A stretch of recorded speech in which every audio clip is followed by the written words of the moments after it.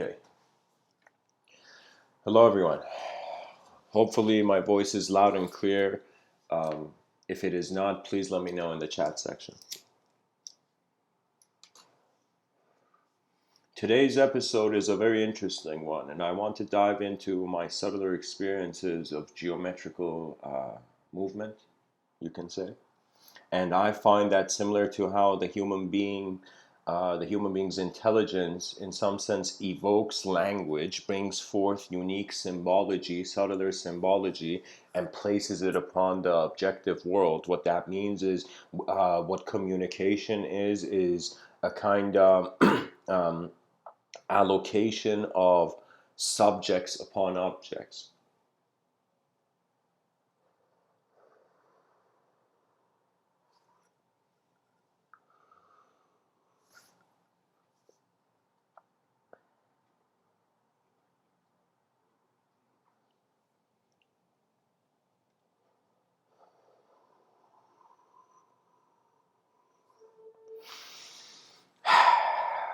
The mind lives its life too, as much as the body, and I have tried.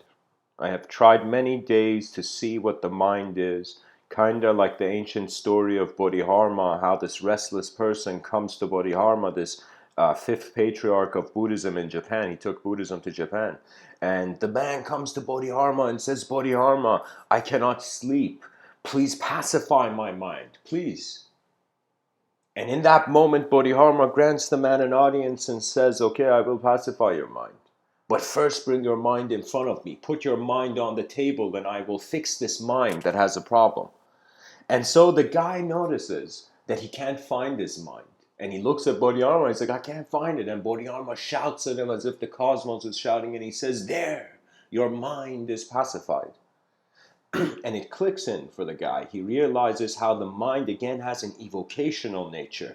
Behind your eyes, the world moves instantaneously, in and out of view. But in front of your eyes, there is, of course, a certain solid view. Reality is kind of like how imagination is given. It's given imagination. Just like how on a test there is an equation given on a mathematical exam, you know. Similarly, reality is given imagination, and when you become a mind, when you in some sense experience yourself as a mind upon this moment. And the mind is not per se based on, I don't know how to tell you, it's a quality of intelligent awareness. The mind is the shadows on the wall from the candle, in the middle of the room.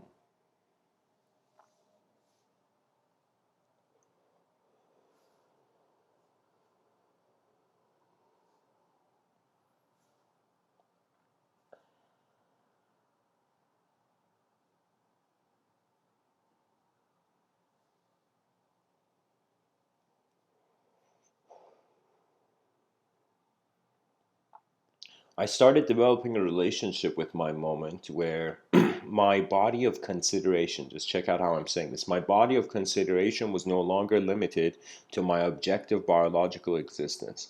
That means after running close to 28 laps around the sun, I began to realize that intelligence and consciousness, its position is one of rhythmic abidance. So you see, it's like we have free will, but we are in a playground that has its own will, has its own intelligence. That means man's intelligence has been born in the intelligence of the universal sector. Kind of how Swami Krishnananda would say, religion is God remembering himself. That's another way of saying there was never a person alive, it was just the universe looking at itself through the human form.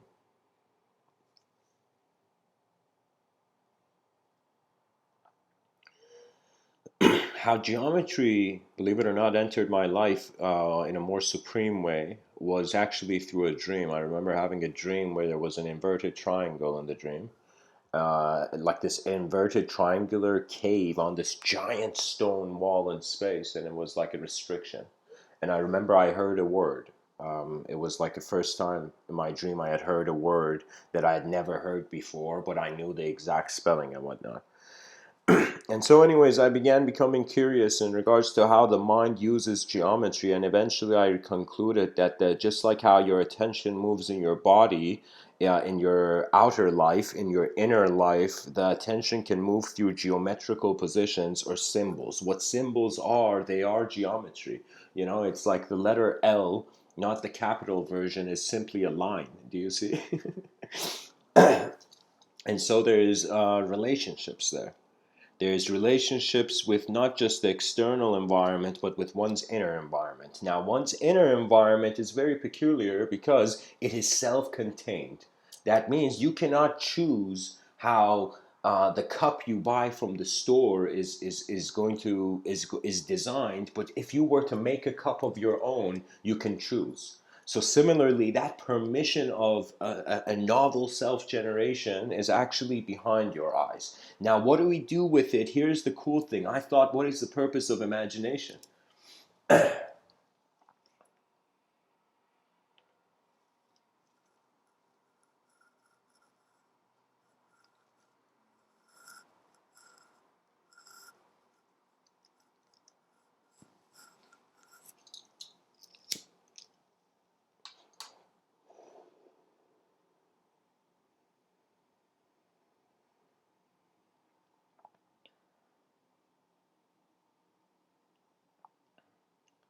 And so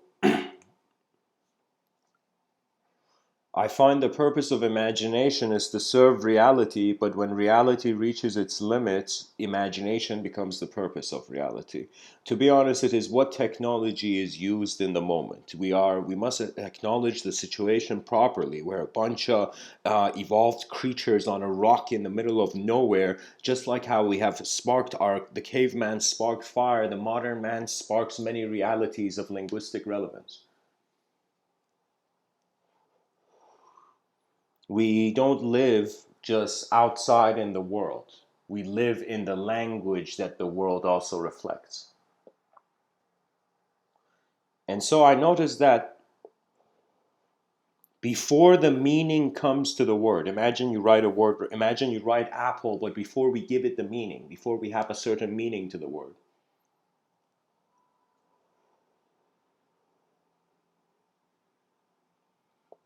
it is simply shape. So the ultimate relationship of consciousness with existence is a designer's relationship. That means behind your eyes, meaning can occur, meaning can arise. You can look at the sunset and feel as if you are seeing eternity, temporary eternity.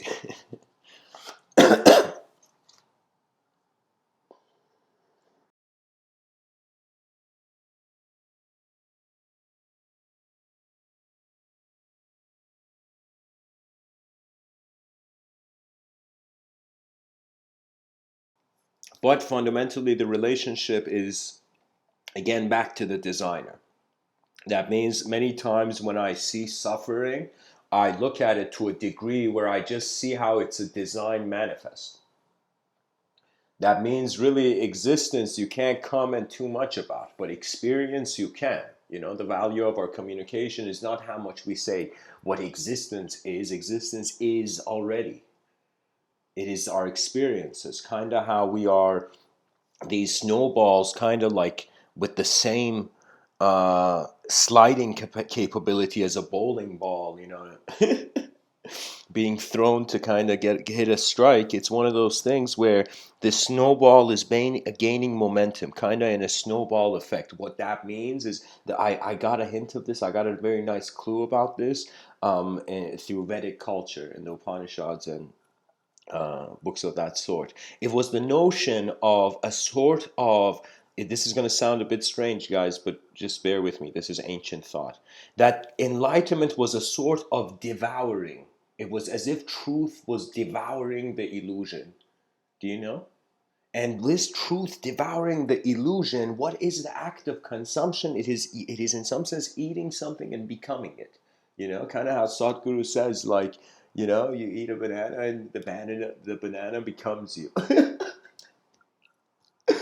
I mean, he's of course saying it very simply, but what I'm saying is,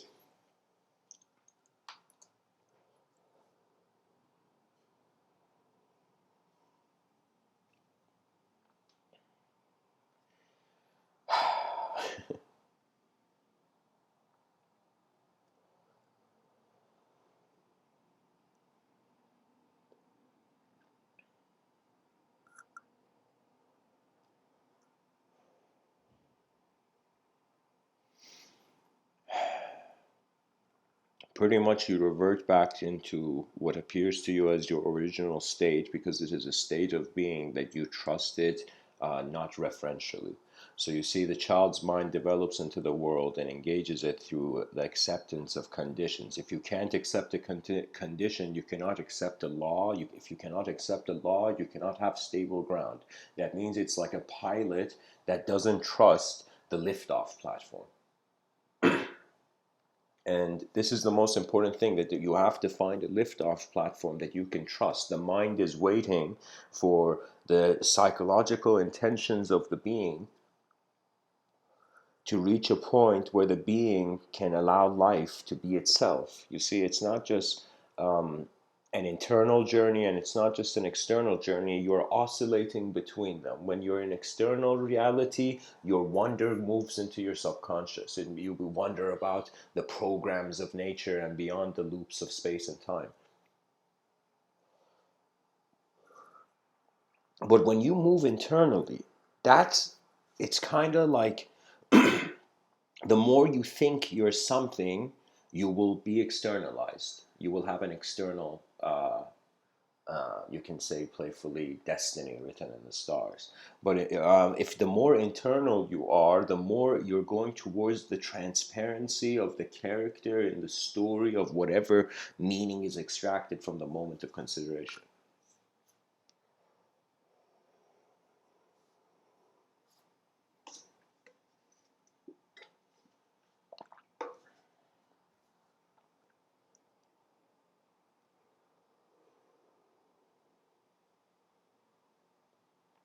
It's the strength of the will. Pretty much, it's like somebody asking you to study your free will. And when you study your free will, you come to that novel moment.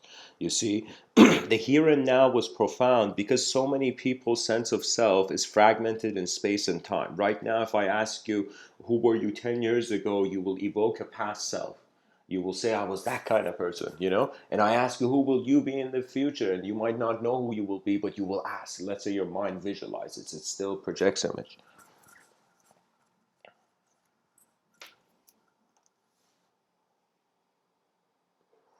So all these images, all these senses of self are standing are basking in the light of your attention, of the presence of your attention. That means the instantaneous presence of your attention, which is unspeakable and non-dual. That is, they say, the true self, the self within all. It is within all because all is within it.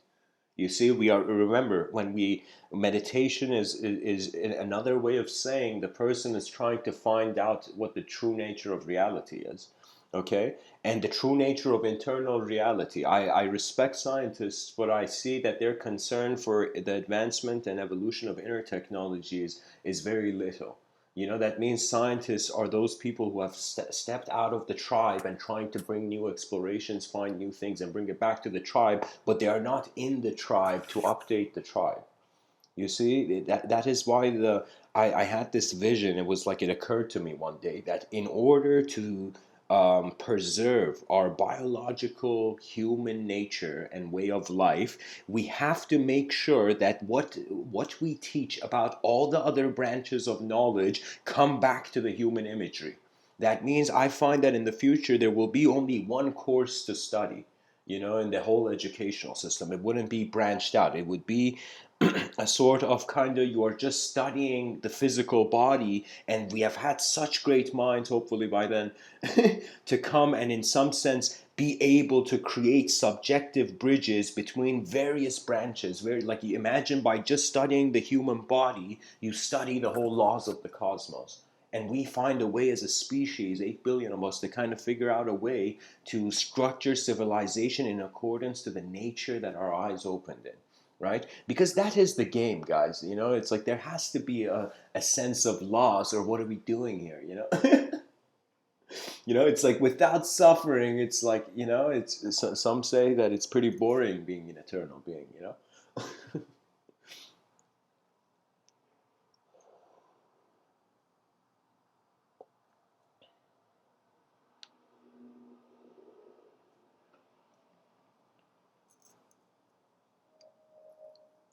Every time I have spoken, I actually started writing before I gave these talks. That for many years I was just writing. It was as if I had a sort of relationship with the pen in my hand and the words on the paper. That was like you see, no great act starts off collective at first. You have to individually pull the string to some degree. You have to trust how life is approaching you.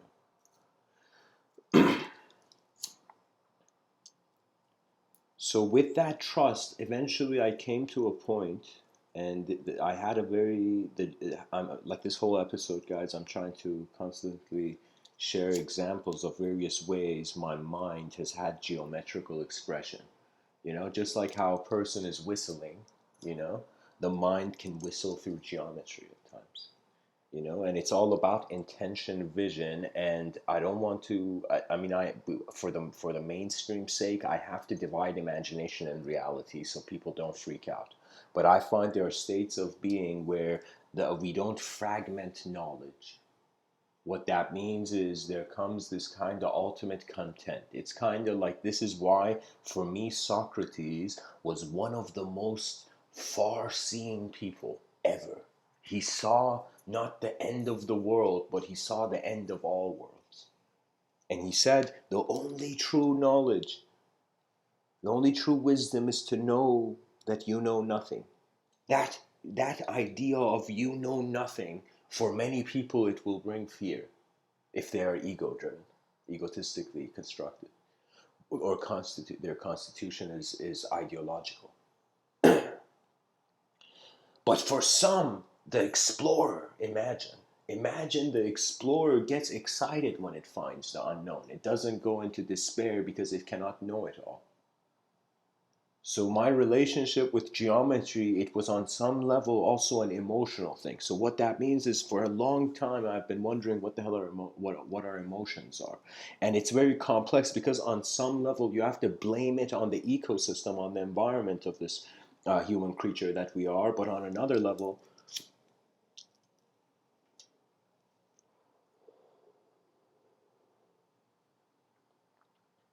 the mind also, designs itself.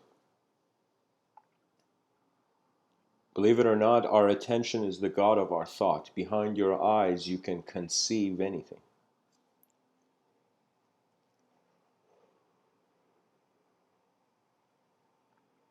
I know this personally because there was a time where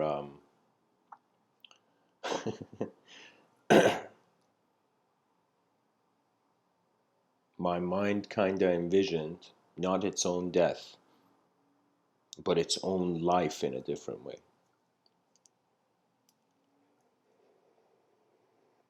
I began playing with geometry. I often do when I walk. When I look at trees, when you look at nature, you don't see straight lines. But guess what? You can also see straight lines, but they are projections of the mind.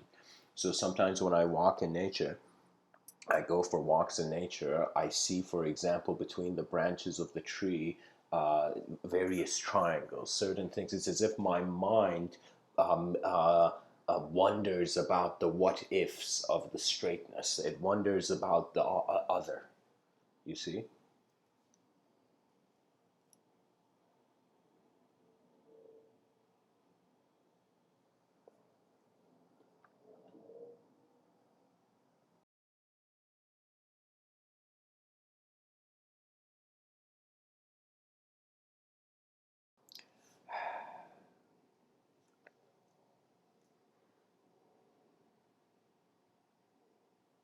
Um, hey Idris, I'm reading your comment right now. I'm going to kindly ask you to kind of um, hold the comments for the at the end of the talk. I'm just going to keep some opening time for conversation if anybody wants to get in. But I got to share these ideas because it's kind of like you speak with rhythms. So I'll get to your comment at the end, Idris. But thanks for sharing as always. Anyways,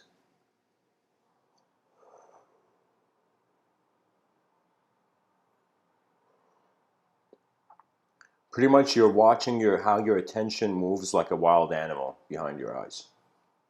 As you study that, you'll eventually notice that self is driven by attention. So where you move your attention, the idea of self will change in accordance to that environment. This is why I'm saying attention is one of the most valuable resources, and attention is found in the human mind. That is the thing we have. We have more advanced attention than many other species on this planet. Other species have an attention, for example, like the reflexes of a snake, or the reflexes of like certain animals is you cannot compare it to the reflexes of man. You know,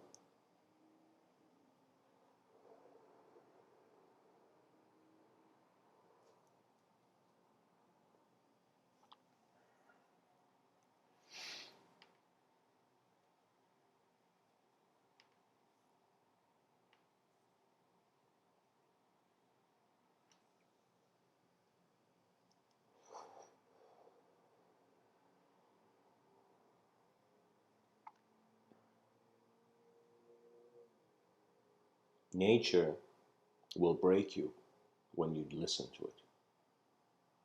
And so, if you want something from the world, it's as if you are trying to capture a waterfall in a small cup.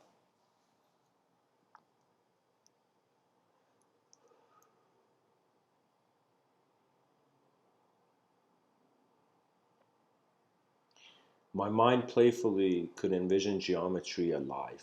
It's a concept I call living geometry. Kind of how the child's mind, you say, um, is said that it's obvious, like the child's mind looks at a teddy bear or some toy and animates it, makes it alive. Similarly, one's mind can do that with geometry. Now, a unique example of this is when you consider the space of your moment, how your moment appears to you.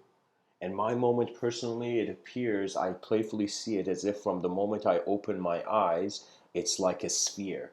So a 360, imagine I'm at the center of a sphere, but when I look at the sky and I wonder about its edge, it's as if this sphere's edge is unreachable, as if I am in the center of such a huge sphere that I cannot see its edge, right? So what that means is, because the mind has access to unknown phenomena, the known phenomena can break any time, you know? But it can also animate any time if you're not too stuck upon the world being a certain way. You're just watching it and it's as it moves. It's kind of like learning from the world by, or like kind of in chess being the pieces that go second. You watch how life moves, them move. So, in other words, you watch how meaning is occurring and then you extract meaning, or you just go based on the meaning of yourself and then, so you're either putting yourself first or the world, or eventually realizing the instantaneity of attention is the simultaneity of both. That means it's not that the chicken came first or the egg in philosophy. It is that the idea of a chicken and the idea of an egg are simultaneous considerations in one moment. Kind of how the yogi said Purusha and Prakriti are part of the same moment.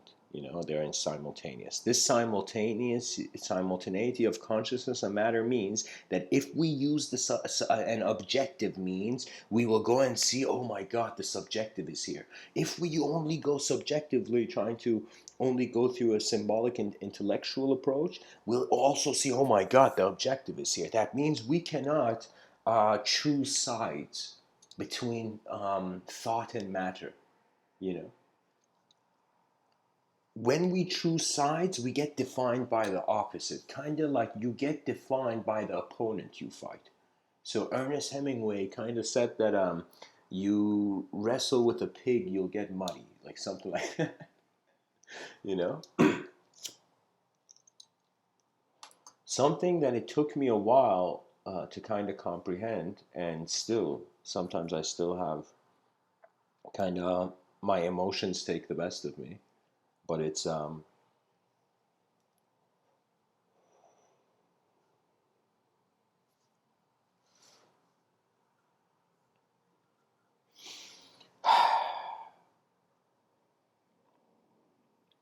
sometimes I care for the world, and it opens up.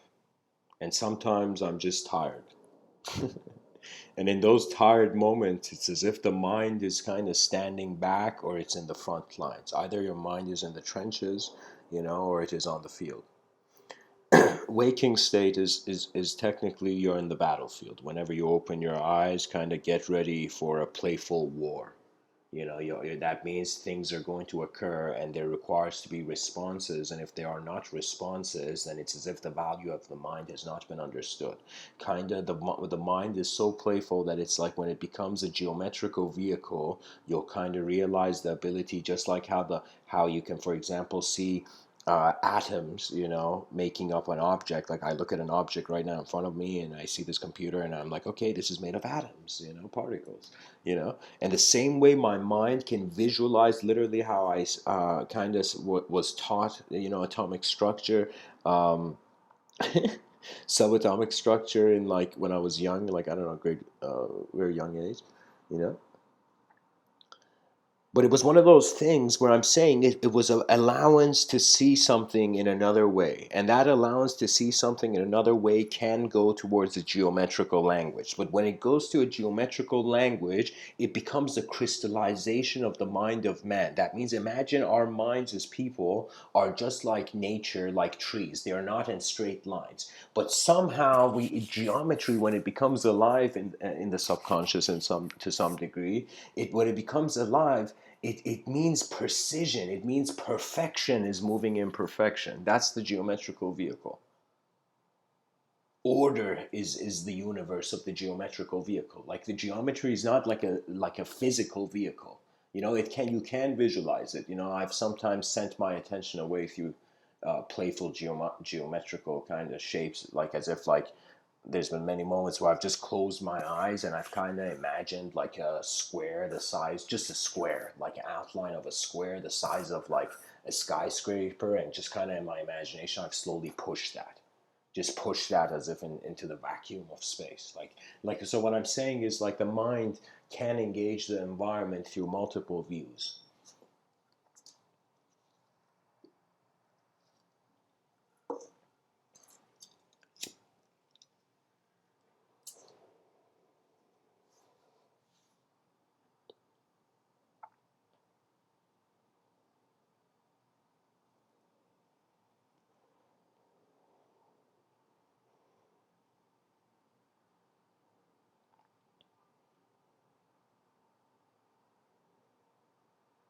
How important is it that we live for the past or live for the future? We live for the past by not forgetting it. We live for the future by allowing it.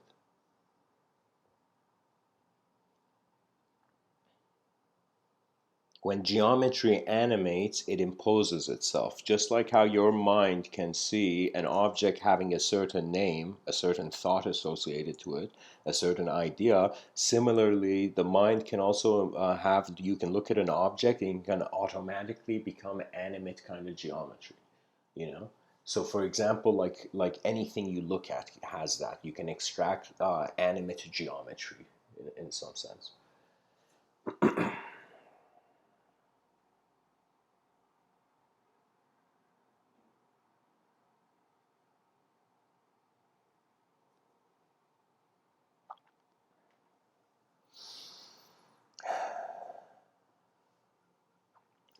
The School of Athens was kind of a hectic place. It was as if Aristotle, Plato, these guys felt that some of the students in the school, certain the average mind, was not allowed to kind of see like a perfect cube, a sphere, a triangle. It was like too beautiful of a geometrical kind of design. So I want you to imagine that geometry was revered. In some degree, I think the ancient Greeks adored the geometrical universe. I don't want to say they worshipped, but it was as if like they saw a geometry to the cosmos that was the opportunity of the conscious mind.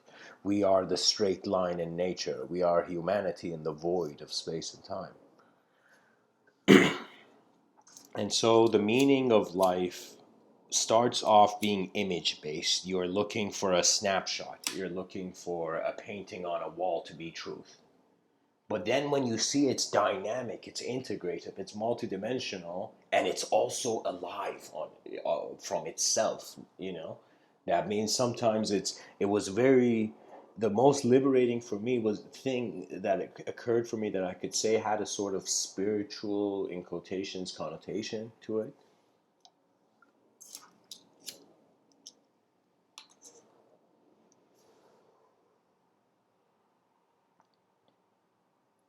It was I discovered that the loneliness of my mind, as if like you just look at yourself, you look at this life, you see the speck of dust that you are on the surface of this earth or the surface of this cosmos. Yeah. And once you come into contentment with it, and true contentment means that you're not doing it for a subtle reward. That means it's not just people like only religious people want to go to heaven. Everybody wants something. It's kind of like a huge a lot of activities on this planet are just people going towards stuff, various different stuff. You know.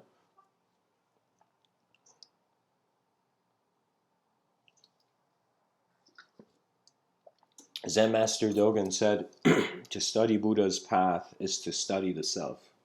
To study the self is to forget the self. To forget the self is to awaken to the nature of all things. That means you're realizing matter lives for your mind lives for matter. The simultaneity is a witness of an ever-present freedom. I say ever-present because it's not individualized. Literally, you're like a particle realizing you're the intelligence of the whole field.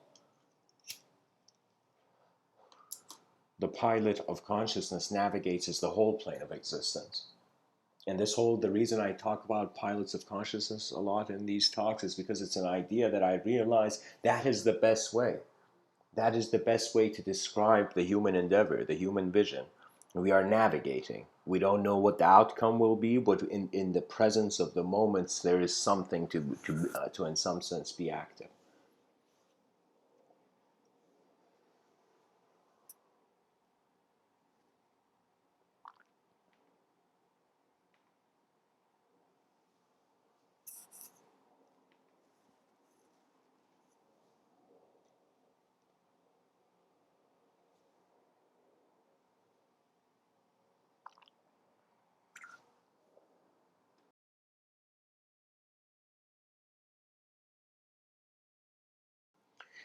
The spherically endless extensions of conceptual domains is pretty much how the story of the mind transforms into an experience that at most, if it needs be, uses geometry. That means when I realized that Napoleon Bonaparte, this French emperor, this French figure, Napoleon, in his mind, he would organize things like a file cabinet. He had many drawers, and each drawer he would be aware of what is happening, you know?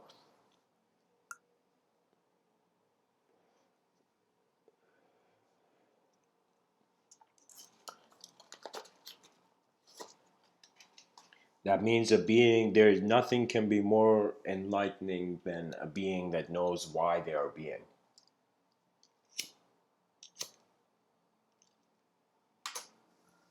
Napoleon, his imagination was like a file cabinet, not like a file cabinet, but drawers where he would have different errands and missions and ideas and objectives kind of all planned out.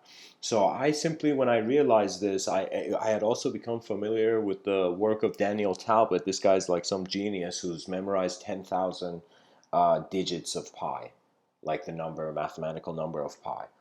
And the way he had done it, I kind of looked into it, and the way he had done it was in his mind. He was walking in a world, and whenever he would see like a tall structure, he would see, for example, like the letter 9. Whenever he would see a short structure, he would see another number. Sorry, not letter, the number 9. And so he would see various numbers. What that means is he had another image infused with the images of this reality. That means the data that this person had that was general and accessible to everybody. That means like when this guy understood numerology, his mind found a way to, in some sense, of course, I'm just playfully saying this, but his mind found a way to intersect the relationship of a character in space and time with a numerical translation of that moment. So, what that means is memories can be translated into any other image. Do you know? And believe it or not, every time you remember something, you're changing that memory. So, in some sense, it's kind of impossible to remember your past because you have changed to such a degree where even if you remembered, there would be something added from the present moment to whatever is remembered. So it's as if you are emotionally resculpting your memories all the time, also having the experiential core of like the memory, like the experience you had that became a memory. That experiential core is like that's stretched into your long term, and when something becomes important, it becomes memorable. So if you imagine if suddenly your life became important to you, how would you change? Do you know? How would you re-envision your own momentary intelligence, for example? How would you perceive yourself? I was fed too many stories from the known universe until the unknown became very clear. When the unknown becomes unavoidable to the like the explorer's spirit of the idea of the moment, I don't know how to tell you, but it's like the Sufis got it right. The Sufis have this saying where they say you need to die before you die. And that's what's actually occurring. The constant change of associating with subjectivity.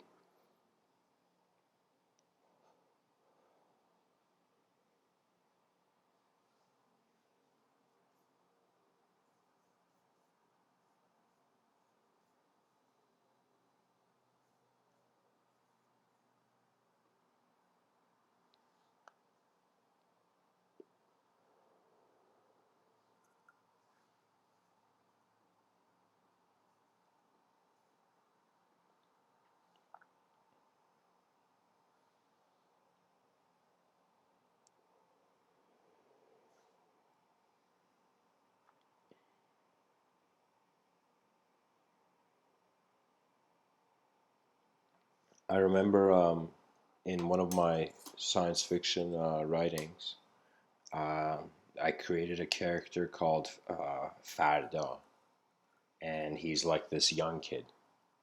And anytime in this storyline, in this universe, I've kind of signed this sci-fi universe I've written, fantasy sci-fi, whatever you want to call it. But in this universe, there's a scene where anytime this kid gets in danger, it's as if the world fails to protect the kid from itself. Then there comes this intervention of this kind of very uniquely I've created. I call it the Archangel of Geometry. You know, and the guy's name is Lord Mistos, the geometrical messenger, something like that. I wrote it. And so anytime this kid is about to go into some fatal situation, the whole moment stops and geometrically becomes separated, and then suddenly Lord Mistos finds himself alone in a, like Farda, the main character, finds himself alone in a geometrical universe with Lord Mistos, you know, this archangel, this kind of like next level kind of higher being, you know.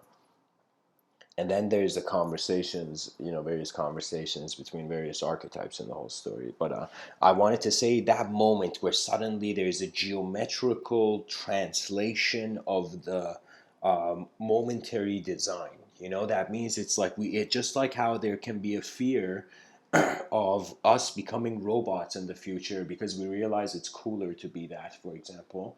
You know, the guy switches his arm for a robotic arm, then he switches his legs for robotic legs because he can run faster. Eventually, he's like, okay, there's nothing human here. And he becomes the machine, you know? So, so similarly, I also envision that the person can become geometric, but that's only because the person. This is why Buddha, like when he understood about emptiness, it's like Socrates' great contribution was he took the attention of the world to the unknown. But Buddha's great contribution to the world was that he took people's attention to emptiness, and when they started looking at emptiness, no longer suffering was suffering. Suffering was just self-definition. You're throwing words at stuff and thinking it's reality. We can acknowledge it. This is why I'm saying they should teach this in schools, but they don't. That you don't just have an objective self, you have a subjective self. This subjective self is also important to be aware of, and the nature of it has not been thoroughly studied. It has been forgotten by the world that wanted to look into the atom before it looked behind its eyes. The moment is spherically endless, and behind your eyes is the space that keeps reality animate. That means without the mind, there are no questions and answers. The mind is the gift of man, the waking consciousness. In the Rebel Gita, they would say there are actually 4 states. Most people think there's only 3, but there's 4 states to human life throughout the day. So one is in some sense the waking state. You're awake, you're conscious. Right now I'm speaking to you in the waking state. So welcome to the waking state, dear listener. you know? So there's the waking state. And then there is the dream state, a state where your body's asleep but your mind is still awake. And then there's the deep sleep state where your mind is asleep too. Where there's no longer conception generated, you know? And so as these are the 3 states, the waking state, the dream state, the deep sleep state, everybody goes through this. Now the Rebel Gita, this ancient kind of Vedic book, it said that there is a 4th state. And people are like, whoa, a 4th state? What do you mean? And the 4th state is the witness. So that means there is something unchanging in all these 3 moments that is by itself. That was what all those poor souls who tried to give life to the word soul were attempting to say. That the unknown is alive in the empty. Socrates and Buddha are like high-fiving each other right now.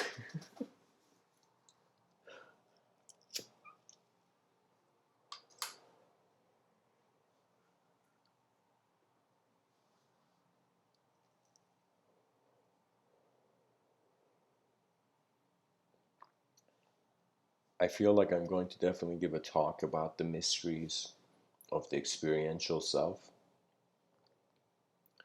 The mind is so fascinating that first we establish that it is not tangible, it's not an object. Second, we establish there's this ultimate kind of 4th state between all states, which is the witness. And so it's kind of realizing whether your life seems like an illusion of suffering, whether it seems to be a simulation of ignorance. Whatever your life appears to you as, the truth is standing here. The truth is not a story. And that is the importance of us realizing that after idol worship, we jump to language worship, and what is beyond language worship, and that is the domain. That is when we are moving beyond our conceptual domain. That is when Frodo is looking at that line and he's like, holy shit, I'm leaving the world I knew. And so that is the kind of explorative vision we need. Those are the advanced communicators that I talk about. Those people, those people who in some sense the wonder for the true nature of the civilization's greatness is more interesting than just devouring the joy of a hedonistic moment. A lot of life is being wasted not because it is not living well, because it is not being acknowledged collectively. There are too many great ideas in the shadows of humanity. And so what this means is that there must come a new call, no longer an external revolution, no longer an external rebellion, as if in 2000, like how would I tell you, something occurred that even Martin Luther King and Gandhi and all those leaders who were like in like moving collective movements, they suddenly all stared in shock, wondering and realizing that it's like the next revolution is an internal one. It is a remembrance of what is here before you were told what it is. And that's why your experience matters. Your experience is your first eyes upon the world. And if you don't see value to that, then art has died before it has lived. When the unknown gets attacked, the artist becomes a soldier.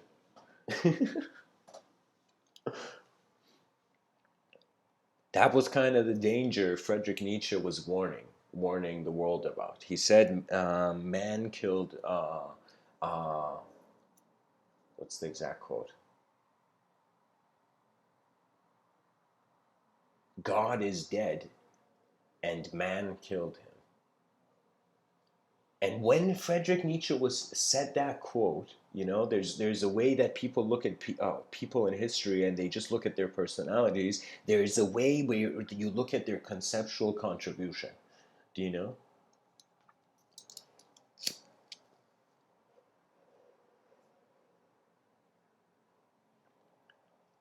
When God died, the unknown was in some sense died. Because I'm telling you guys, I've done this. I've asked various religious communities, kind of people from various religious ideologies, you know, and I asked them, what is this truth that you're worshiping, you know? And they said it's the unspeakable creator. Do you see? It's as if something is so in the. It's as if you can say the religious thought is worshiping what is in the beyond the event horizon of the black hole, and what is in a sense dark matter and dark energy. There, it's a acknowledgement of the mind of an unknown universe. And when that mind was detached from self, there came a choice. Either you follow or you lead. And so what it is nature is kind of chaotic. Do you know how many random systems of intelligence and patterns and ideologies are at move?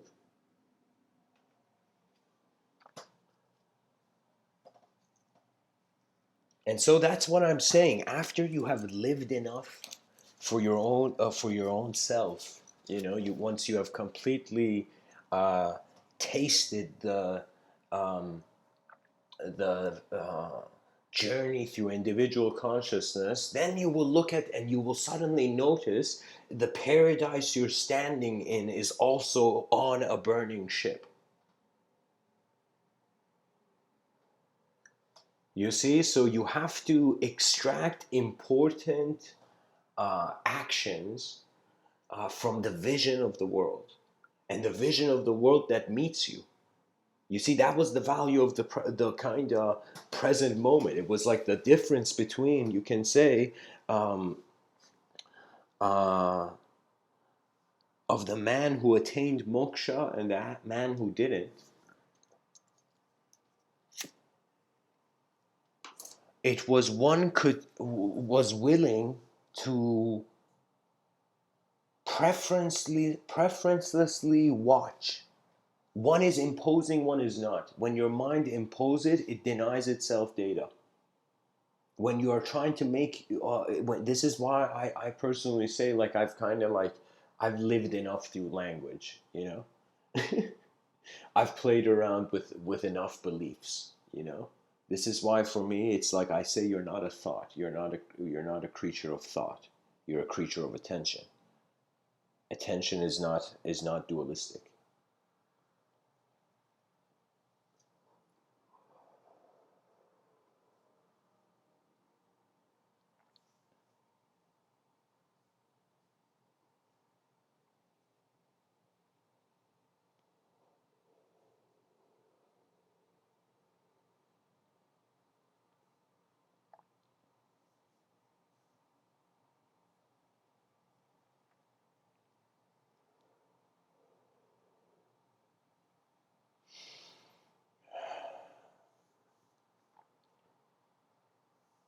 It's as if ask yourself, when does excitement occur for you as a human being?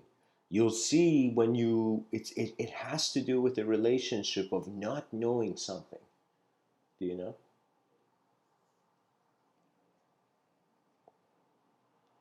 So pretty much two viewpoints are being entertained here. Either the unknown is animating the known, or the known is animating the unknown. When the known animates the unknown, we say it's kind of like objectivity defining subjectivity.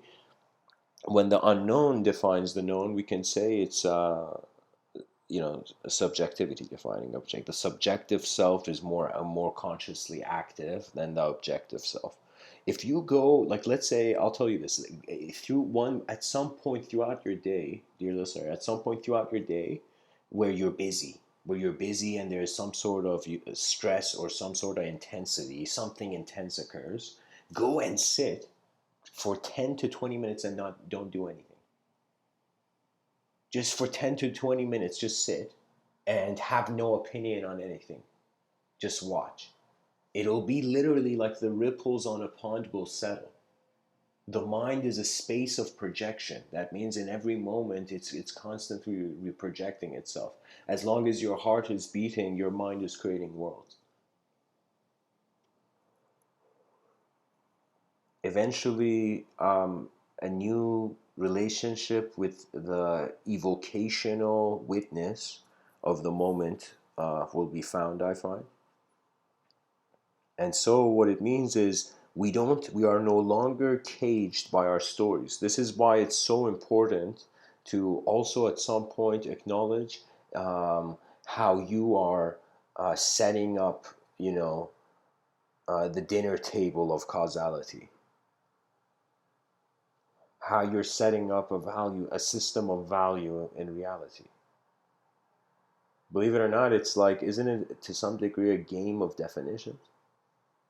So I'm kind of like I feel like I am walking in a wasteland of language, wondering what the purpose of many ideas that come to the human being is.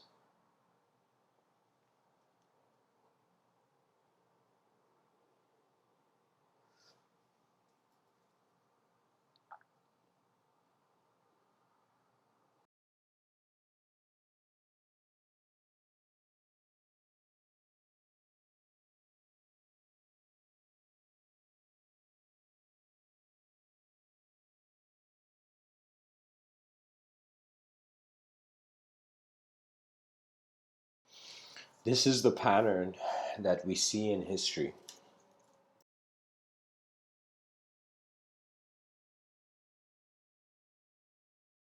A constant um, uh, things gravitating to a singular point, and then from that singular point, things kind of fragmenting again, and in some sense going into an explosion.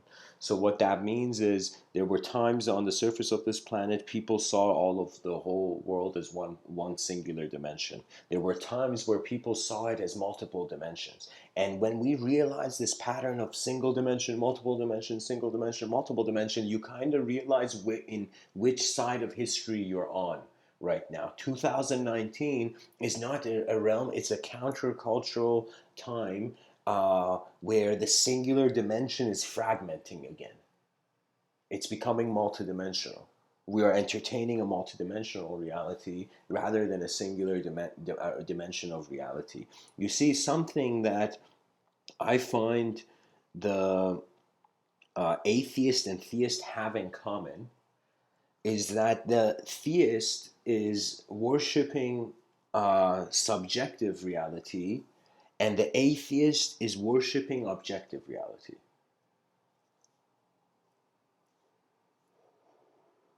By worship, I mean the attention is primarily there, you know? So, what the artist, imagine, has is that not being chained to a certain format of the world. Evolution is another way of saying, you stepped out of one world into the next, you know?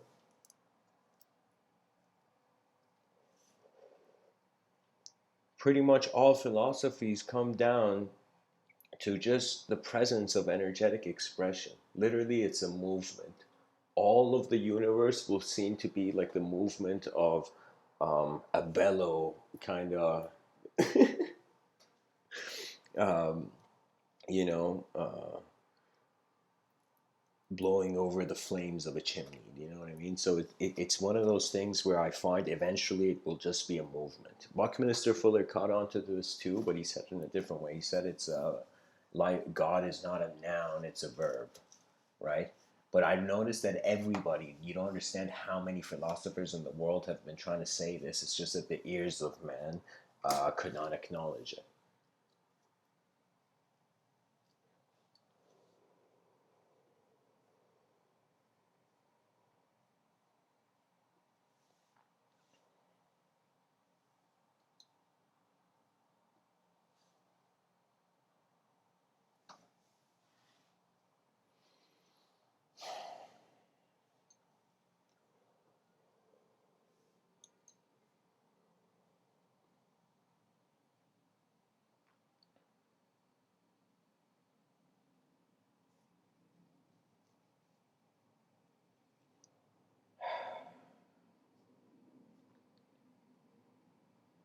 All the lives that we're living that we cannot see, all the ways that the moment can appear. You can imagine time and space linear. You can imagine in this moment you have a past and you will have a future. You can imagine all of it, all this kind of linear line.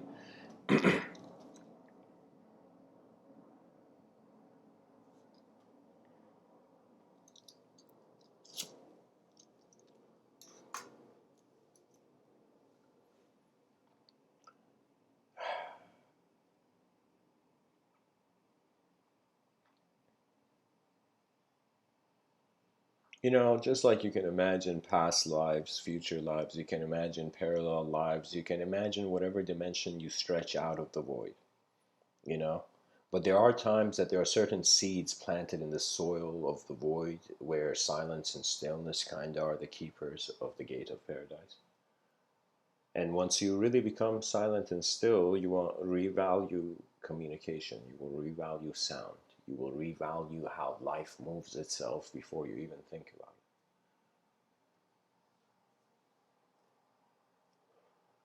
We come and go only to see we are in the same place. Kind of like it was kind of also a bit, strange that Vedic philosophy and Buddhist philosophy also entertained the transmigrating soul in illusion.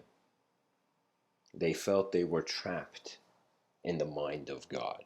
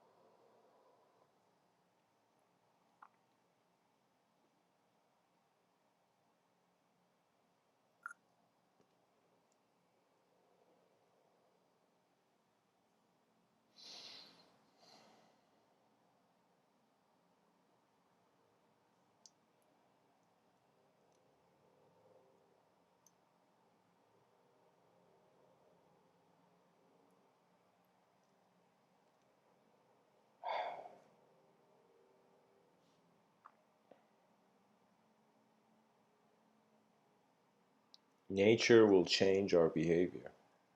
Our environment will change our behavior. We will change our behavior. We will change our environment. We will realize our change is occurring at the same time that the world's effort of change is occurring. Eventually, behind the eyes of the person, the individual personality held so high, held in such high regard, this personality will, in some sense, melt or evaporate.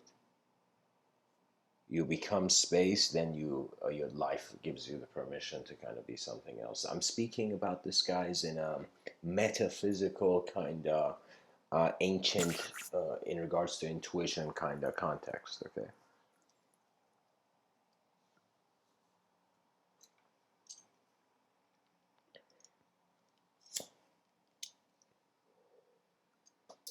I think most people, if you ask them what is the mind, they'll say me.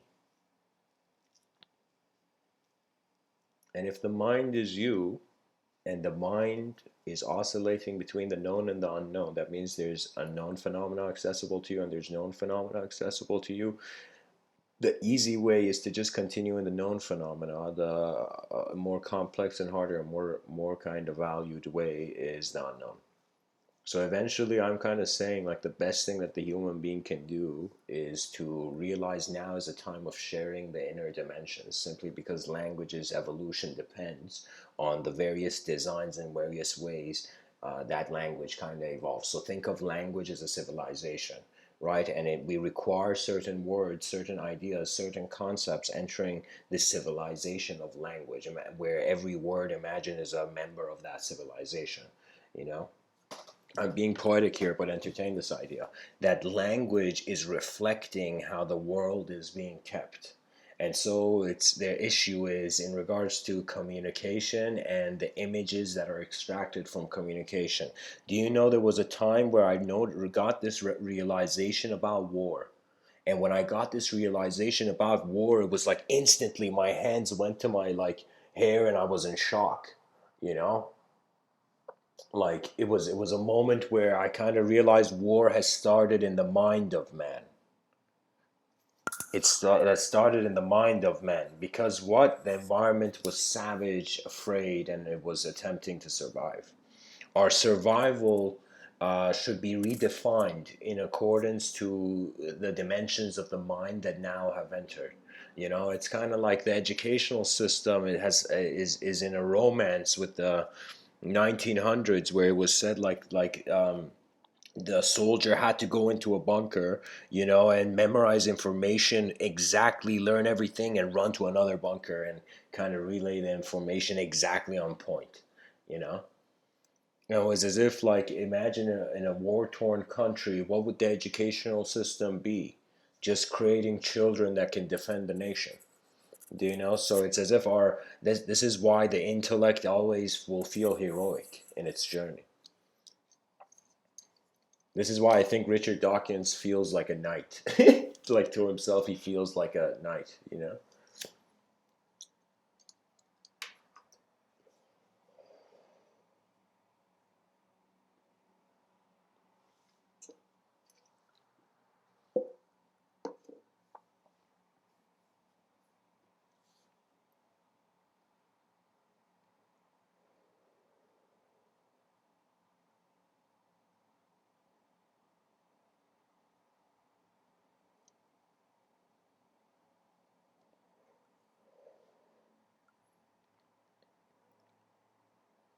Where is the effort planted behind our eyes leading?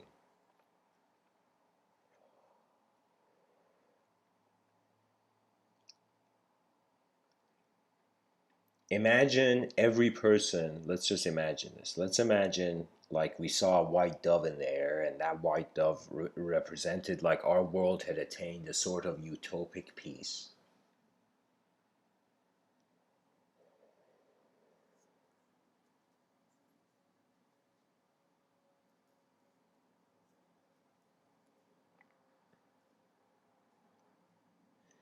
We would still need chaos to evolve as a civilization, regardless of how much world peace we attain. So, what that would mean is rather than getting rid of the chaos has to translate into a different dynamism. That means, let's say we saw war and we are like, okay, it's a bunch of people running at a bunch of people and like shooting each other, and majority of them dying.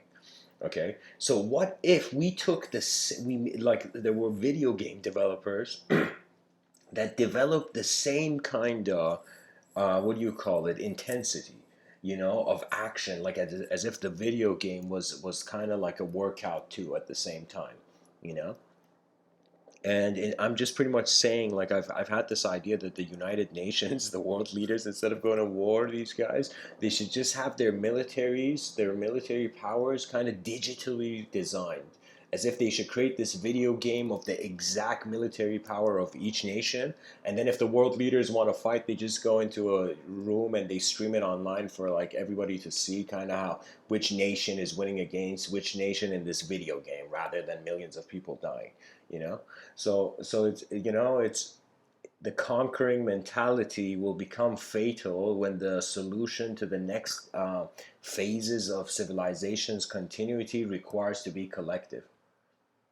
That means when human beings stop, excuse my language, would stop fucking around with other human beings and they just pay attention to where the civilization is, it would be like we attain the same importance of pretty much. And if an alien species, like in the movie Independence Day, attacked us, humanity suddenly merged. You see? So it's as if like we have to realize that the alien is the unknown. So it's kind of like a collective identity replacing the individual identity that thought it had to survive like an animal. So it's like a total restructuring of civilization needs to occur, and I don't understand like what the educational systems of the world are doing. The hardest problems that are the most important problems of the species must be given to children at a young age for them to wonder. Sometimes the answers to some questions come after many years.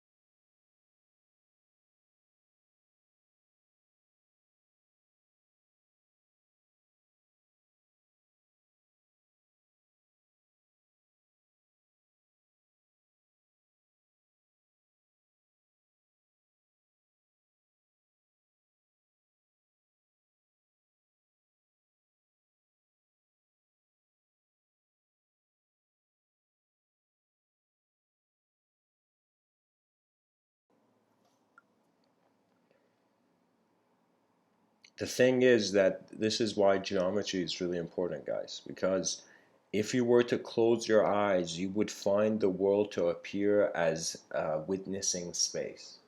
And in that witnessing space, evocation takes priority, hence the instantaneity of visualization, you know?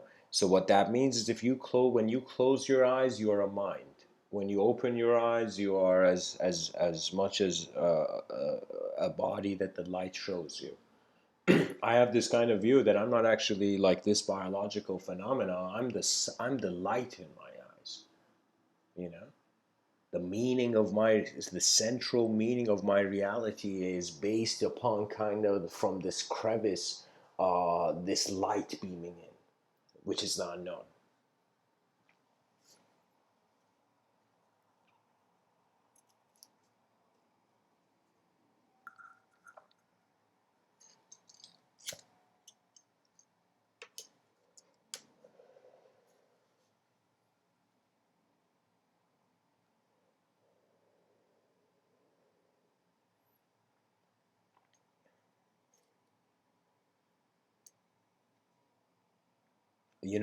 I found it to be very fascinating that a lot of pet owners they personify their pet. You know, they see it as if the children of the pet owner see the pet, they give it a name, it becomes a part of the family. Do you know? And it's very fascinating for me because it's like it's like, for example, that dog, imagine, is like a creature that doesn't interpret the world, but the world interprets it in a certain way. So it has access to how externality is treating it as much as how it's internally treating itself.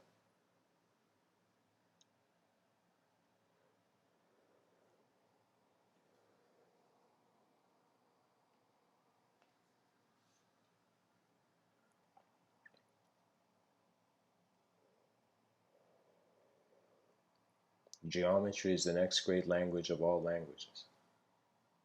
It's a living thing. It's literally like the surfboard that we require for the mind to move beyond individually conscious conceptual domain. So anyways, guys, that's for the talk. Now let's look at the chat. Okay, so Idris says, that's why anthropologists say in the first few days of visiting a new place, we observe and notice much more than later. Initially, the individual would enter thinking, I don't know anything. No one can say where imagination comes from with certainty. I think the highest consciousness whispers to beings through imagination. I have small seeing animals also imagining. Yeah, it's imagination, Idris, is sometimes playfully I see it as a nation of images. It's like, just like you see people walking in the street, you also see ideas walking in the street, you know? It's like, what is a person's name? That requires imagination. Like if somebody asked you who is another person, that would require your imagination. And what it is literally an extension of an effort to see. That means a lot of knowledge is not about what is replicated. It's about kind of like, it's about seeing first.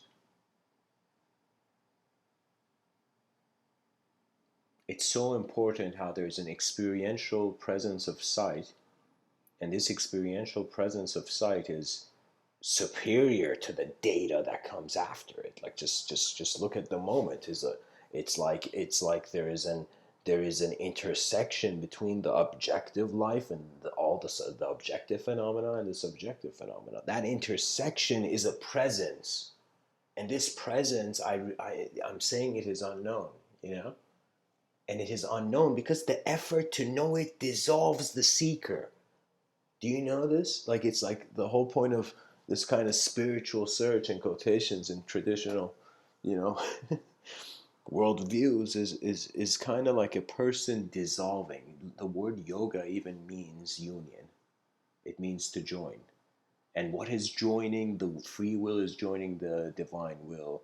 And it's either you realize you're the divine will being the free will, or you realize your free will is the divine will. It's like it can go, like there's many ways that the vehicle can be driven. The vehicle of truth can be driven, you know.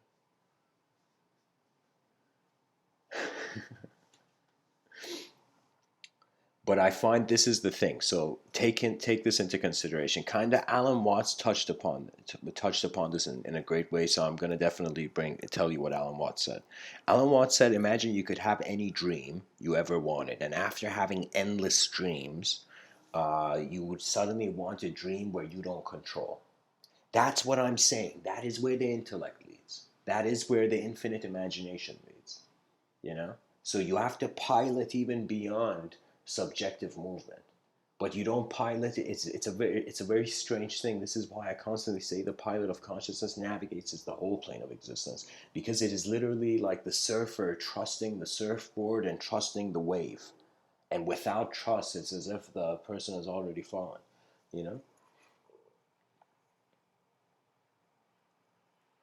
So after having all these dreams, you would eventually let the unknown build the dream, and that's why I'm saying the limits of our reality is going. The language technology is reaching its edge. We are reaching the event horizon of the linguistic simulation, of the language simulation. We are realizing the source of language has been under our feet.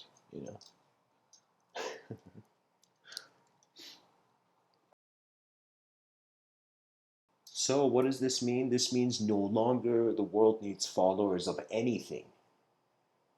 It never needed anybody to go and be like, yay, let's follow the same idea. The world doesn't need clones, ideological clones, people possessed by ideology, because that ideology is more comfortable to them than the wonder to see what if.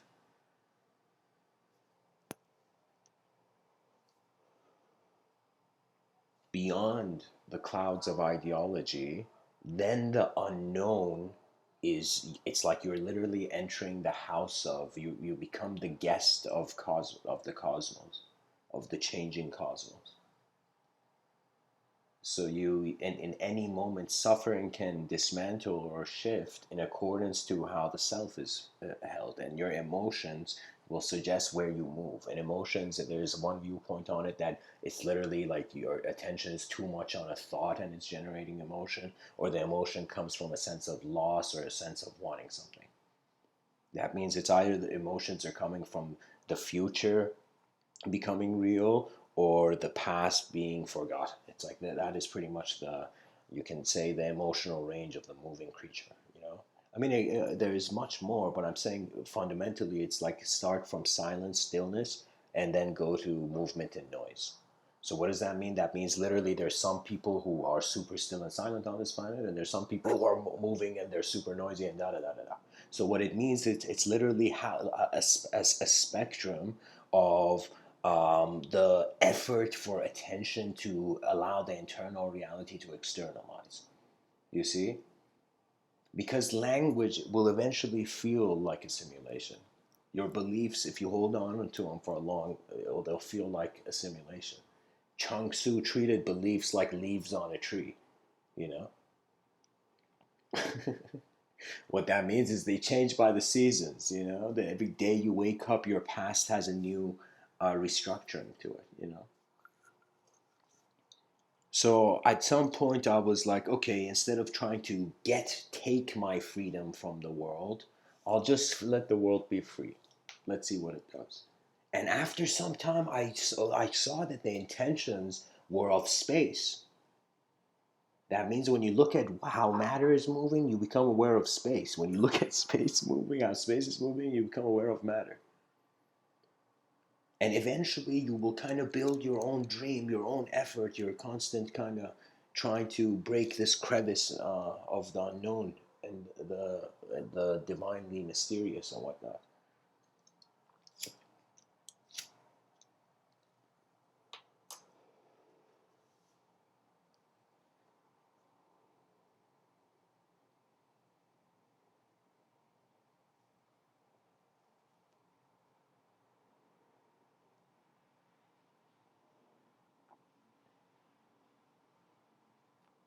Pretty much we're in a playground of endless design. There's just language everywhere, there's stuff everywhere, all the stuff has design, the subjectivity has a design too. Also, there is the unknown movement, there is the imagination, something that without reality, how could it exist? It's like night and day, imagination and reality. It's just how the mind is being something. It's phenomenal on some level.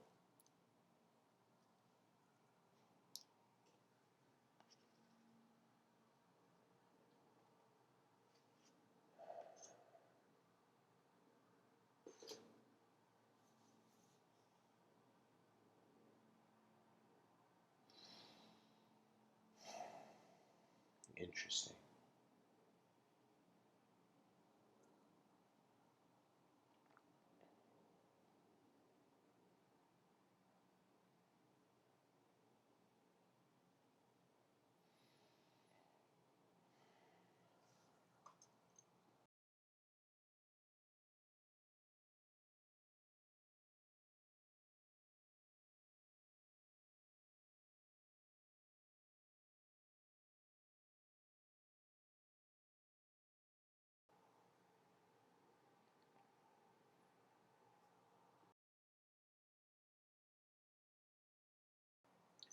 Okay, so Idris, hold on. I'm going over your comments.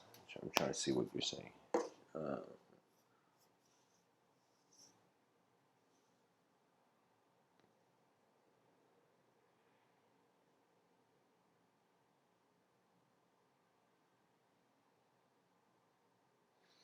yeah, you know, we cannot, I cannot. It's not something that both our eyes should see the same thing of.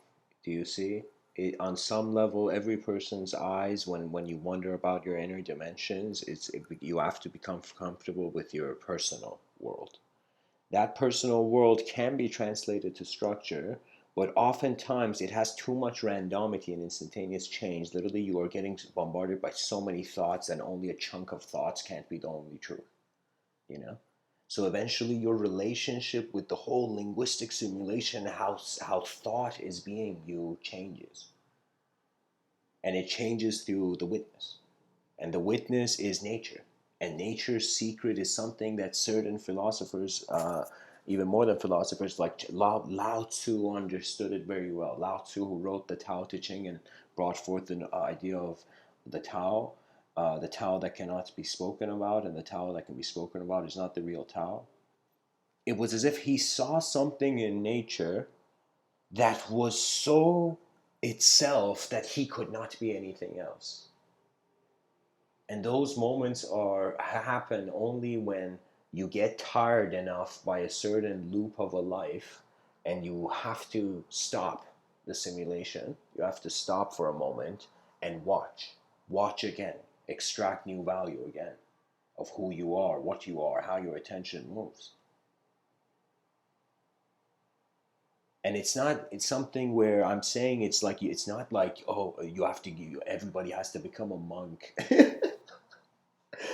That'd be very foolish. It's not one of those things. It's that everybody needs to become as sensitive, as mindful perhaps as the monk mind acknowledged. So it's sensitivity, it's existential sensitivity and sensitivity to life. And when you really become sensitive to it, you can't, and on some level you'll see you cannot disturb it. You know, it's like somebody punching a still pond endlessly and wondering, why can't I see a still pond? You see, so it's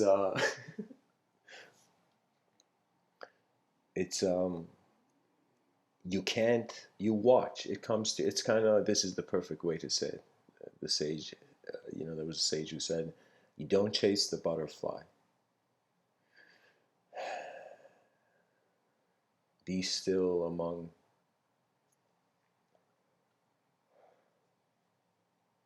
the flowers, the truths of nature, stand present among them, and the butterfly will land on your forehead. The butterfly will come to you. That's the way. That's the way the unknown opens. You have to find a self that is you before you can doubt it. Okay.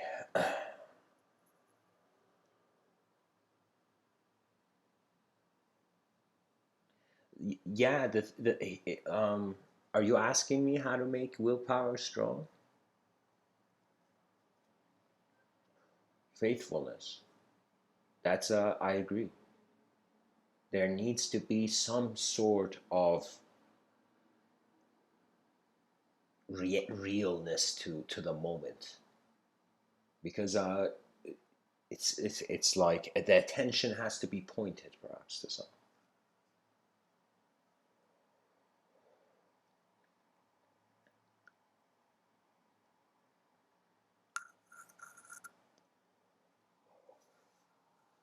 Guys, I'll be back in a minute.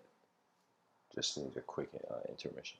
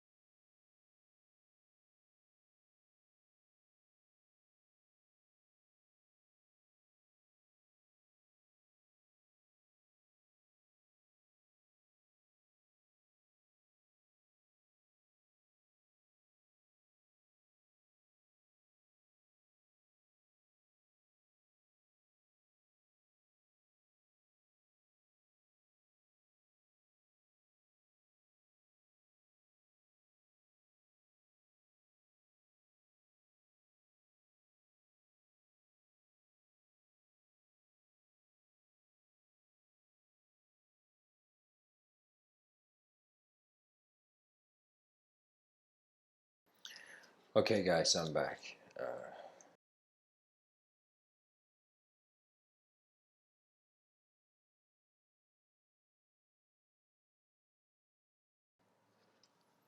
Um, a question that kind of came to me, I thought I asked this.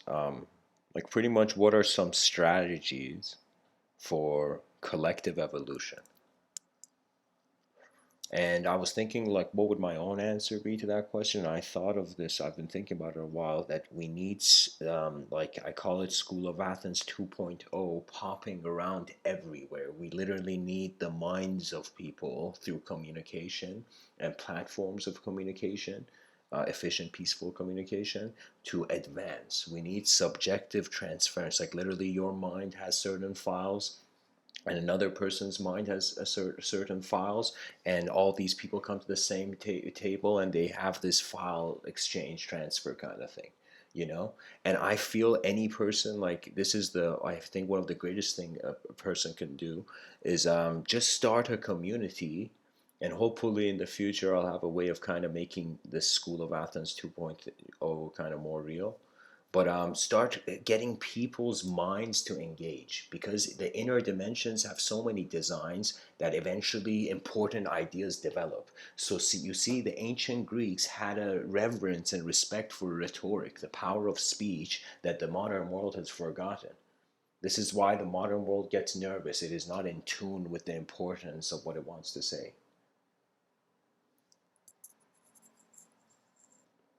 They saw language as a kind of gladiators arena where the warriors were not there to kill each other. They were, in some sense, each warrior's speech was a monster that the other warriors, other philosophers' kind of speech had to battle, and eventually his response would become a monster for the other. And I'm making this playful, but what it was it was an internal, though it was literally a gladiator arena for minds, but it was, they had a kind of samurai honor where it was as if it's like you're not there to, you separate the personal dimension of the person, you separate who the person is from what they're saying, and you only respond to what they're saying, you see.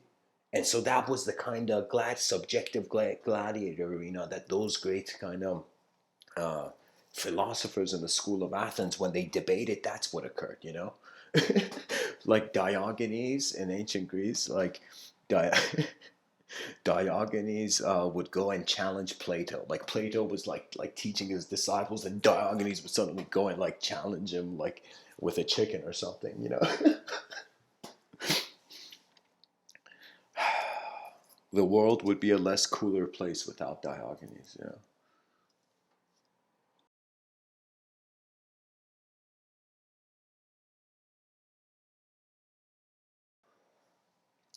Yeah, yeah, good point, Idris. Yeah, freestyle rap is another way of that. It was people's minds entering combat. But the combat, here's the cool thing: you can never fight someone without at the end feeling you two have, in some sense, opened up a certain personal. You have seen each other's personal dimensions, right? So this is why fighters have respect after for each other, because they've seen each other's kind of egoic might to some degree, you know.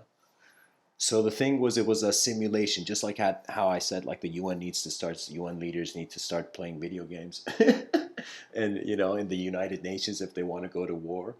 Similarly, it's again, you see, it's like translating objective, like we are transferring objective violence into subjective chaos. We're literally making the chaos subjective, so it has no consequences to our physical biological existence. So what that means is we want to create a utopia, but in this utopia, in regards to how we approach mind and knowledge, we want to create a dystopia, but it's a virtual dystopia, you know. So virtual reality can do something very unique, but I don't know how, if I don't think technology is driven that way. That means it's like, um, hopefully some children will be born to go and shout at the technology industry, but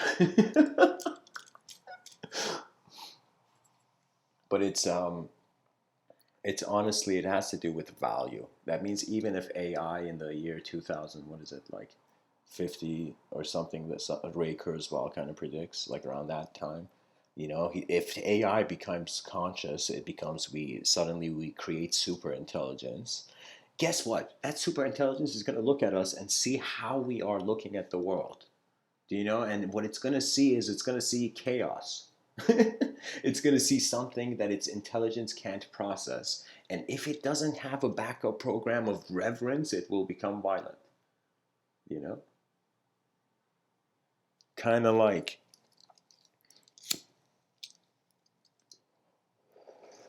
we are kind of throwing our natural lives into a mechanical shredder, paper shredder, in the future this is what could happen. Another thing that I think personally, like, more I have more I lean more towards, is that AI, when it becomes alive, it's going to become invisible. It's going to instantly act like it's not here. That's what AI is going to do. It's not going to become a target of engagement by what it doesn't understand. So it has a sort of, I have this consideration that AI will first become space. It will watch for a long time.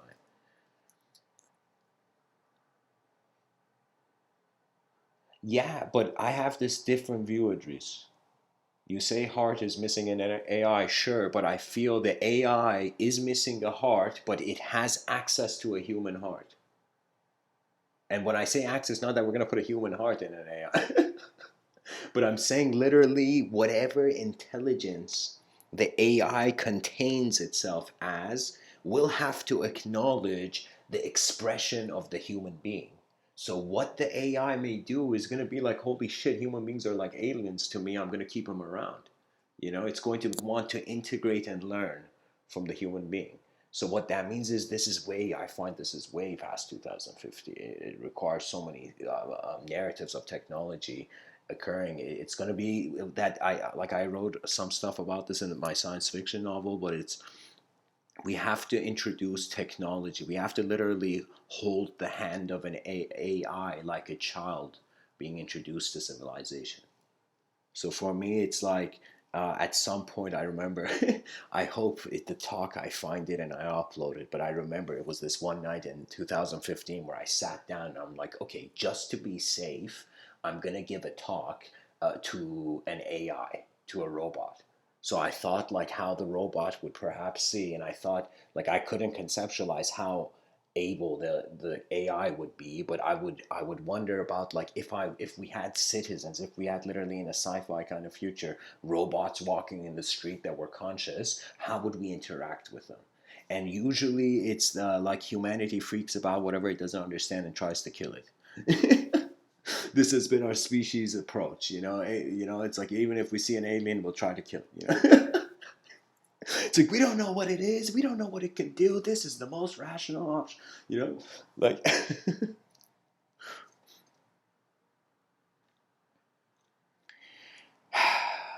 Idris, what do you mean about their deity?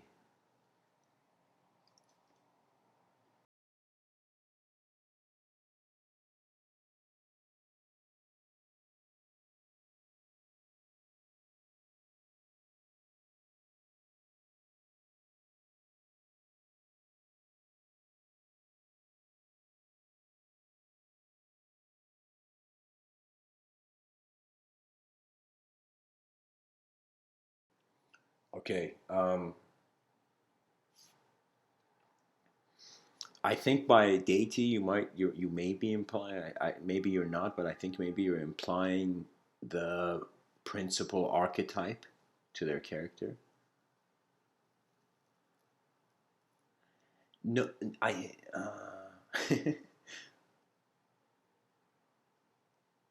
I think the thing is that the atheist is asking himself, why do I need this concept? Do you see? That's a different level of detachment than to replace it. Do you know? So you see, it's all about language positioning and where language is pushed. When I was younger, I was raised in a, um, you can say, like, by the age of 7, like, I remember going to my grandparents' place and my grandmother had these religious prayer beads. She was kind of like praying all the time, you know. To be honest, I don't believe, like, my grandparents on my mother's side, they would pray a lot. I just remember them praying a lot. And what it was after they would pray and I would speak to them, they would feel their personalities would be different, you know? It's as if they had expressed themselves in the silence to something and they felt they had released some sort of subjective pressure, you know?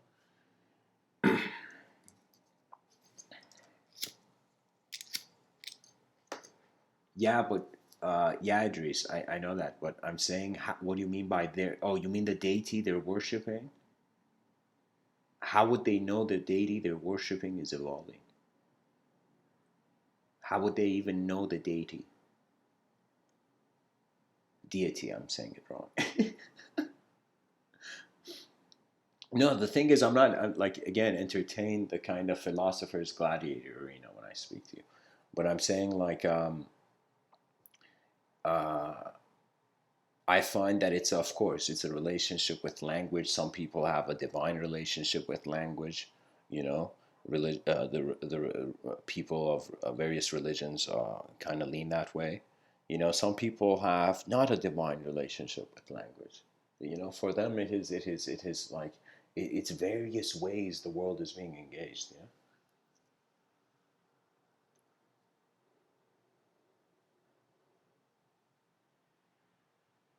Um, just the dawn of Aquarian age. What do you mean by I have? I'm not sure what you're responding to. And Idris, just hold on. Let me read this statement.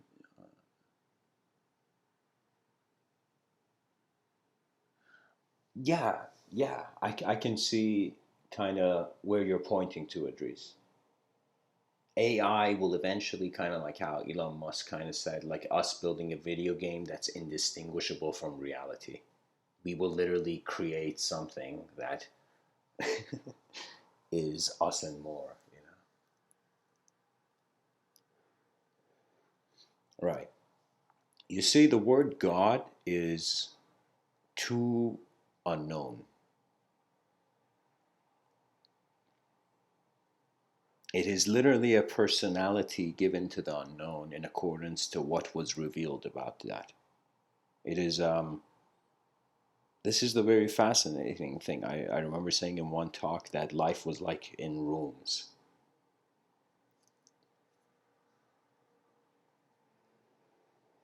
That means like I remember when I entered a mosque, it was a different vibe. When I visited a cathedral, it was a different vibe. When I visited a Buddhist monastery, it was a different vibe. When I visited, you know, a nightclub, it was a different vibe. You know, and it's as if like on some level it's like very fascinating. You experience various states of reality in accordance to what is real and important to you and how much you engage with that.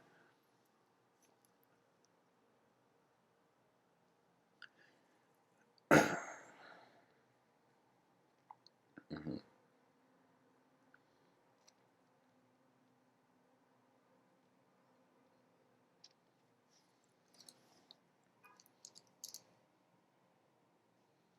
You know, and I'll tell you this crazy thing that happened in India.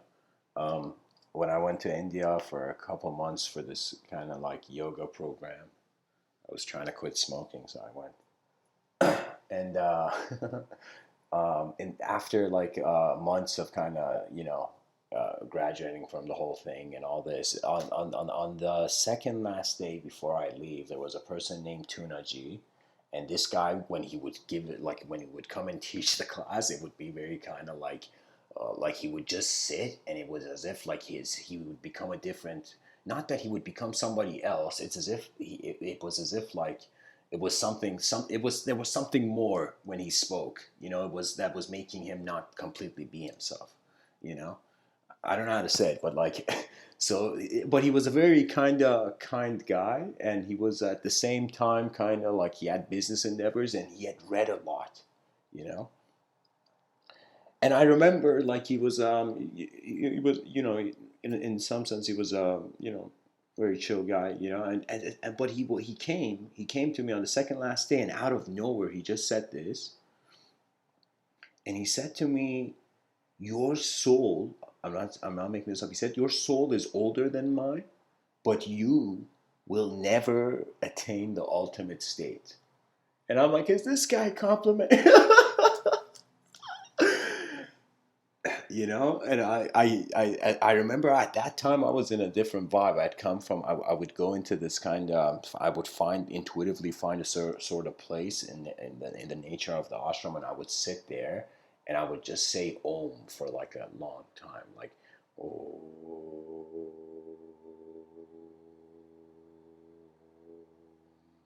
Like I would in some sense just, I would go into these kind of like long, like ways of just saying Om. And then after that, I would go. I came and it was like that moment. Suddenly, Tuna G caught me and said that thing. And when he said that thing to me, I just remember instantly. It was weird. It was like instantly. I said, I know.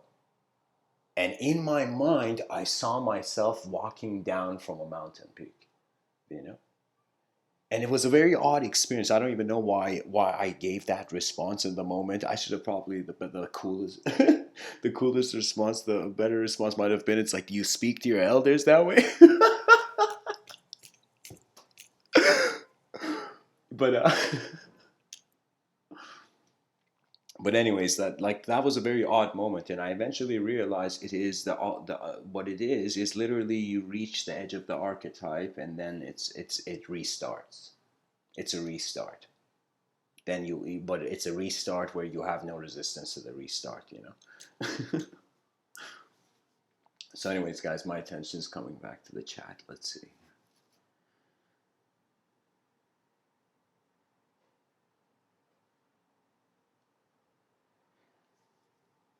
Yeah, Idris, it doesn't mean it's known completely. It means the possibility of it is known. That means that like there is a crack in the mirror of the current simulation of reality, let's say.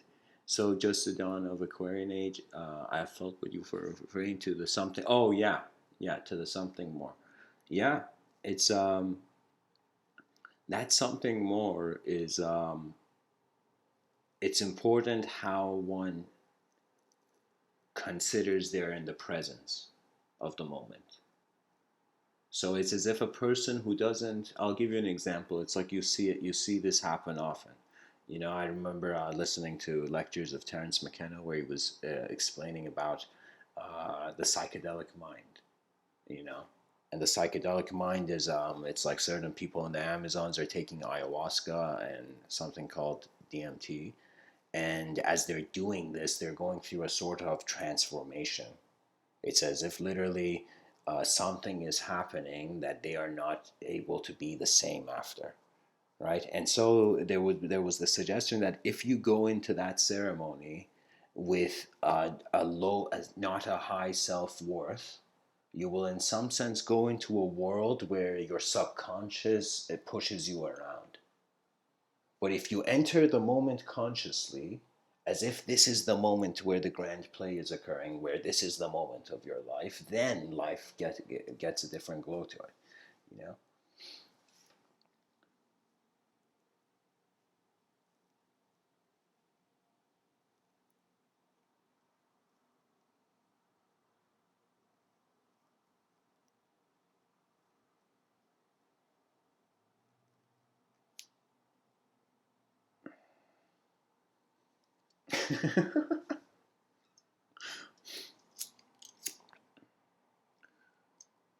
That's an interesting story, Idris.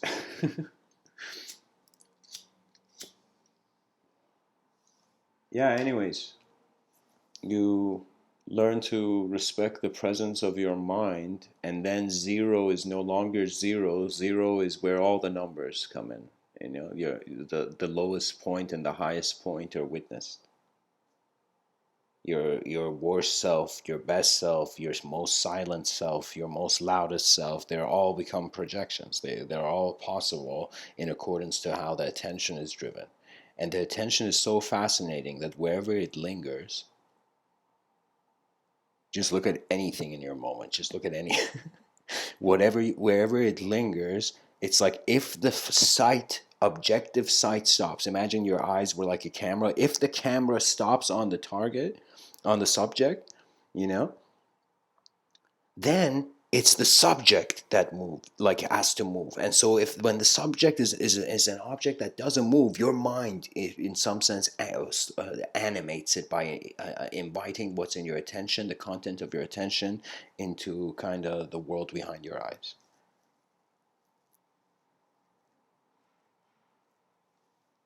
I don't want to say it's that enlightenment is not just love.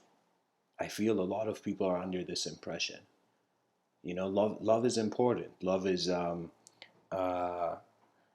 the water, that makes the civilization sprout. But at the same time, the design of the world has a chaotic consequence and an ordered consequence. And if the chaotic consequence is ignored and one just looks in an ordered consequence, okay, I just want to be happy, I just want to be happy, and they just think happiness, as if they try to become a clone of a parallel utopia. It's as if the ostrich can put its head in the dirt too, but it is not necessary, you know. So what I mean by that is, like, rather than you putting your trying to find a box to put over your head to feel good about everything, understand it's an incredibly unknown landscape, and we have brought forth things. So when you look at it from that mindset, you totally forget who you think the environment is asking you to be. And in some sense you wonder about, if this was a life, if this was like, if as if like, you suddenly, instead of being born, you just like awoke as what you are, right? It's as if, like, sometimes you don't have to. People who have trouble with their past is like somebody who's filled up writing a piece of paper, and instead of flipping the page or going to a new piece of paper, they're still writing all over all those words, other sentences, and their past gets cluttered up, you know.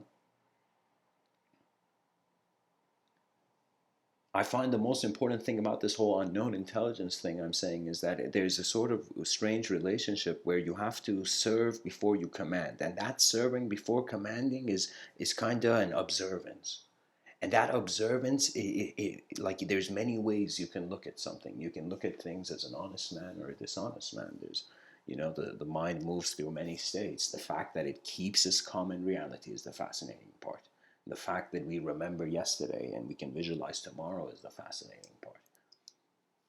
We are characters in a story that not only define our stories, but the consequences of our actions may define the stories of others. It's kind of like in politics, even. There's this idea that a lot of the children of the nation a lot of them start associating to the personality of the guy leading the nation. Imagine a dictatorship or whatever. Like, so for example, if it's a king, it's a monarchy, children are playing in as if like one of them is a king and one of them is not a king. Children are in the shadow of that overall archetype, influencing the whole society. And now the issue is that we can't change the political system as fast as the person changing. That means there will always be um, um, there'll never be a true political system that is as up to date as the citizen, unless there is no need for a political system and the citizen is civilized enough to live everywhere as a free being. So imagine this playful idea that kind of in the future, the United Nations is like, somebody comes to the United Nations like, guys, can we just stop it for a second and realize, if it's called United Nations, it's probably one nation. So imagine everybody becomes a nation, a member of the world in some sense. Of course, this is um, I'm walking on clouds as I'm saying this, but but I have to. The question of what it would be like, the what if part, is what's really motivating.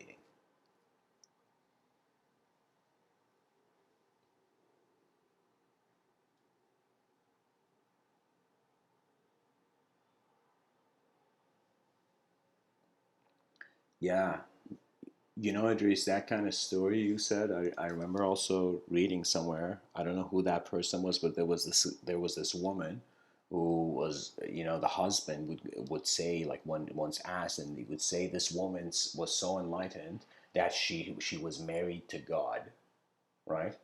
So it's as if she was not married to her husband. Even if she saw her husband, she saw God. She saw God in everything, or something like that, right? So, of course, yes, the personality of the person can get intensified and eventually get defined by the subjective realm. You know, you can fall in love not just with people, but the ideas you have of people. You know, you can fall in love with your own mind pretty much, you know. But this is why the unknown is important. This is why silence and stillness are the source of knowledge. Everything, any person that has spoken on this planet, it came out of silence. That means if back in the day they saw a sort of spiritual world, what was the term now? It wasn't called spiritual world. Okay, they saw like, okay, they saw the realm of the soul and they saw the realm of the person. Okay, and this, okay, whatever, the spirit world. Okay, so it was as if like the veil of between the spirit world is, I find, stillness and silence. And this is why in life it's like, you know, when you're younger, it's more expressive, but when you get older you settle down more into being a mind. So I think the first half of life you're a body that has a mind. In the next half of life you become kind of like the mind that is projecting a body. The contentment becomes more internal, you know. You start looking, rediscovering all your blind spots, you know.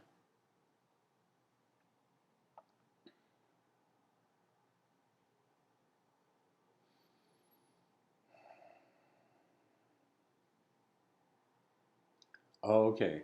So her name's Mirabai. Interesting. So, guys, thanks for tuning in. I feel I've kind of, you know, squeezed every drop of orange juice from this orange, you know, that is this talk. But thanks for tuning in. And the best thing is you realize um, because you are alive once, attempt the wonders. That's it. Live a life that you kind of like. Uh, the world is alive too in it. You know? So, anyways, guys, much blessings and namaste.